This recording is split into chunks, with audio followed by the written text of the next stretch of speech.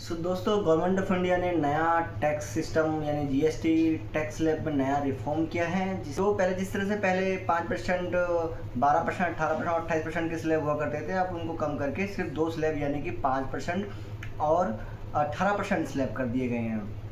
तो बेसिकली आप देखेंगे कि जो इसेंशियल लाइफ सेविंग ड्रग्स हैं उसको 0% जीएसटी के दायरे में रखा गया है। वहीं जो इसेंशियल डेली लाइफ स्टाइल वाली चीज़ें हैं उनको 5% जीएसटी के दायरे में रखा गया है। और इसी तरह जैसे जो ज़्यादा लग्जीरियस थिंग्स हैं या फिर जो सिन कैटेगरी की चीज़ें हैं जैसे तंबाकू गुटखा, इन सबको सरकार ने 40% जीएसटी स्लैब के अंदर रखा है। तो इसको सरकार ने टू टायर टैक्स सिस्टम को बोला है।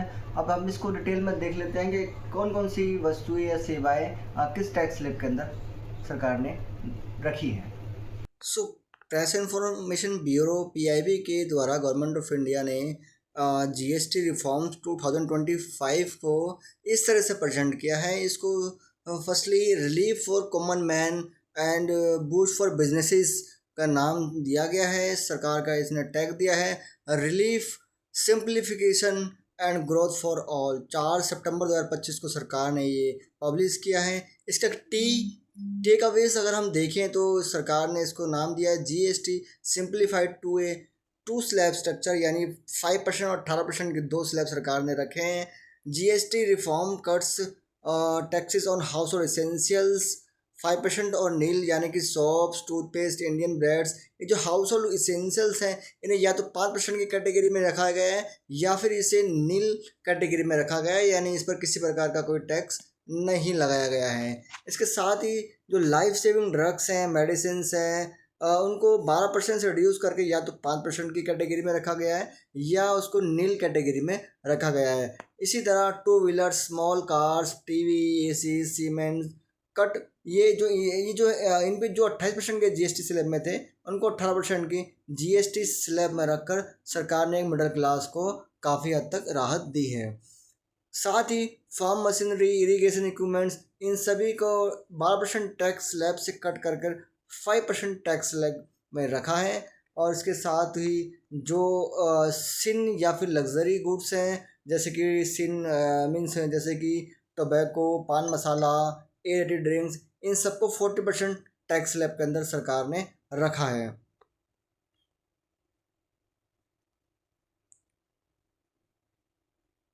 और ये जो डिसीजन लिए गए हैं ये सभी decision 56th meeting of GST council में लिए गए हैं और जिसका चेयर हमारी union finance minister Shrimati Nirmala Sitharaman ji ने किया था।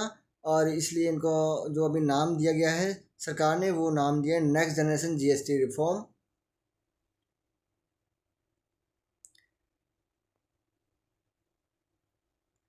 सरकार ने इसके 7 पिलर्स गिनाए हैं। आप देखेंगे कि सरकार एक टर्मिनोलॉजी क्रिएट करने में ताकि जो एक आई कैचिंग होता है उस वे में सरकार अपनी डेटा को प्रेजेंट करने में काफ़ी इंटरेस्टेड शुरू से रही है।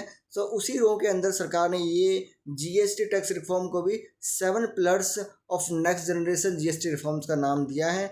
इसमें सरकार का कहना है कि जो पहला पिलर है वो building on the success of GST है, यानी one nation one tax system. दूसरा सरकार का कहना है कि rationalising rates for fair taxation, taxation एक फेयर हो उसको इसलिए रैशनलाइज किया गया है। तीसरा पिलर इसको सरकार ने कहा है ये सिंप्लीफाई करेगा फाइलिंग को टेक्नोलॉजी के थ्रू, यानी कि जो रजिस्ट्रेशन होगा वो इजी हो जाएगा, उसमें लो रिस्क होगा, इस तरह का सरकार का दावा है। इसी तरह चौथा जो पिलर सरकार ने नाम दिया है वो है पुटिंग कंज्यूमर्स फर्स्ट, यानी कंज्यूमर्स को पहली प्रायोरिटी पे रखा गया है। सरकार का कहना है कि इसलिए जो इसेंशियल गुड्स है उनको या तो 0% टैक्स ब्रैकेट में रखा गया है या 5% टैक्स ब्रैकेट में। इसी तरह से सरकार का जो 5th पिलर सरकार ने जो नाम दिया है उसके तहत सरकार ने कहा है कि ये जो रिफॉर्म है वो एमएसएमई सेक्टर और मैन्युफैक्चरिंग सेक्टर को एम्पावर करेगा। 6th पिलर के अकॉर्डिंग सरकार का कहना है कि ये जो स्टेट्स है उसको स्ट्रॉन्ग भारत की तरफ लेके जाएगा। और 7th पिलर के अकॉर्डिंग सरकार ये जो लो टैक्सेस है ये हायर स्पेंडिंग को बढ़ाएगा, यानी जैसे जैसे टैक्सी सिस्टम रिड्यूस होगा वैसे से जो डिमांड है वो हाई होगी। इससे से सरकार ने इसको 7 पिलर्स टैक्स सिस्टम का नाम दिया है। अब सेक्टर वाइज अगर हम देखें तो जो food and house hold sector है यानी कि जो अल्ट्रा हाई टेम्परेचर मिल्क है या प्री पैकेज मिल्क है या इंडियन ब्रांड्स है, इन सबको नील रेट कैटेगरी में रखा है। जो household goods like soap, shampoo, toothbrush, toothpaste, इन सबको 5% में रखा है। जो फूड आइटम है जैसे कि पैकेज नमकीन, भुजिया, सॉस, पास्ता, चॉकलेट, इन सभी को 12% और 18% से स्लैब से हटाकर 5% के स्लैब में सरकार ने रखा है। इसी तरह जो कंज्यूमर ड्यूरेबल्स हैं जैसे कि टीवी, एलसीडी, एसी, डिशवाशर, इन सभी को 28% जीएसटी स्लैब से हटाकर 18% जीएसटी स्लैब के अंदर रखा है। अब दूसरा सेक्टर हम देखते हैं होम बिल्डिंग एंड मटेरियल। इस सेक्टर के अंदर हम देखते हैं कि जो सिर्फ 28% जीएसटी के क्राइटेरिया में आता था वो आज 18% स्लैब के दायरे में सरकार ने इसको रखा है। इसी तरह marble, granite block, sand limit, इनको 12% से हटाकर 5% में। इसी तरह bamboo, flooring, packing cases, pallet, wood, इन सबको भी 12% से हटाकर 5% की कैटेगरी में रखा है।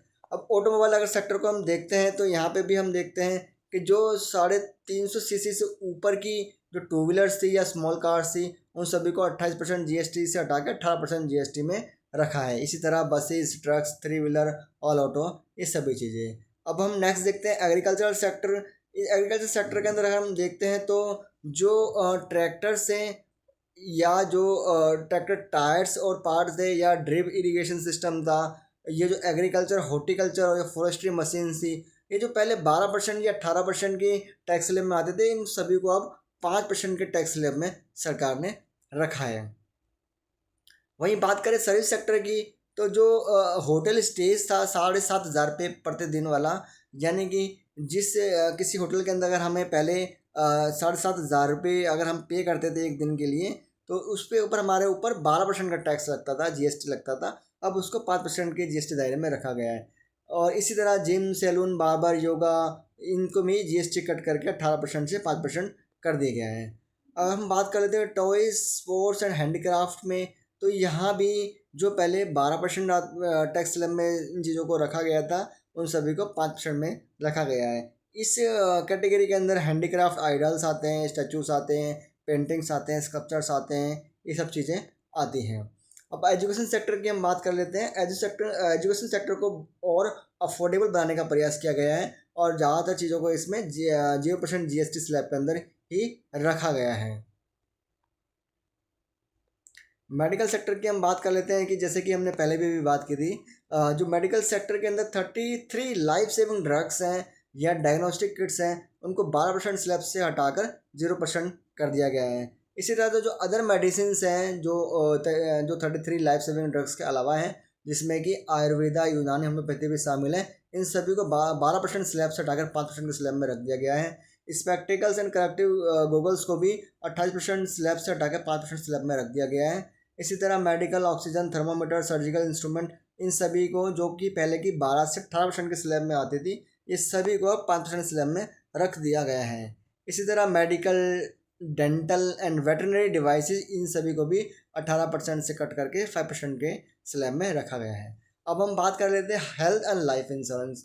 हेल्थ और लाइफ इंश्योरेंस को बहुत ही ज़्यादा प्रायोरिटी दी गई है। इन सभी को सरकार ने विशेष मिशन के तहत 2047 के विजन को ध्यान में रखते हुए एग्जेम्प्टेड कैटेगरी में डाल दिया है। यानी अब जो इंडिविजुअल लाइफ इंश्योरेंस है, हेल्थ इंश्योरेंस है, फ्लोटर प्लान्स हैं या सीनियर सिटीजन पॉलिसीज हैं, इन सभी पर किसी प्रकार का कोई जीएसटी नहीं लगेगा as per the new tax GST tax reform. अब सरकार का कहना है कि जो नेक्स्ट जनरेशन जीएसटी है इस सभी के लिए बेनिफिशियल होने वाला है। सरकार का कहना है कि इससे लोअर प्राइस होगा और हायर डिमांड होगी, इससे एमएसएमई सेक्टर को सपोर्ट मिलेगा और ईज़ ऑफ लिविंग में भी फ़ायदा होगा।